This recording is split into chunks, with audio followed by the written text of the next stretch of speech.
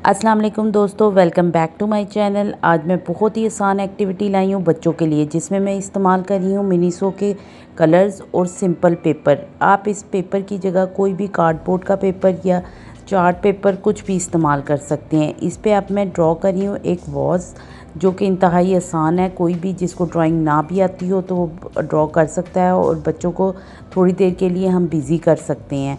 जैसा कि आप सब जानते हैं कि समर ब्रेक स्टार्ट हो चुकी है और बच्चों के लिए बहुत ज़रूरी है कि उनके माइंड को किसी न किसी तरीके से बिज़ी रखा जाए।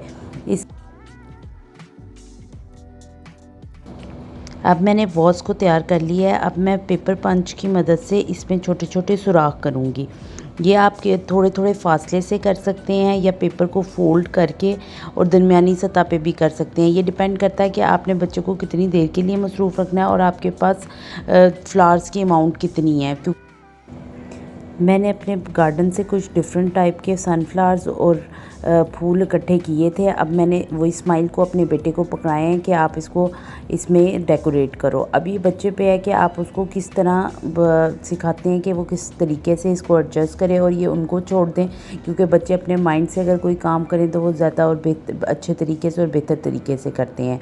दूसरी बात ये कि ये कलरिंग के लिए भी बहुत ही अच्छी चीज़ है कि बच्चे डिफरेंट टाइप के कलर्स इस वॉज में कर सकते हैं। और दूसरी बात, आप अगर बच्चों को रंग सिखाना चाह रहे हो तो आप डिफरेंट टाइप के और कलर्स के फूल ख़रीद सकते हैं और उनको दे सकते हैं। जब फ़र्ज़ करें कि आप उनको येलो कलर सिखाना चाह रहे हैं तो आप सारे फ्लावर्स उनको येलो कलर्स के देंगे, और अगर आप चाह रहे हैं कि आप उनको रेड कलर का बताएँ तो आप उनको सारे फ्लावर्स रेड कलर के देंगे।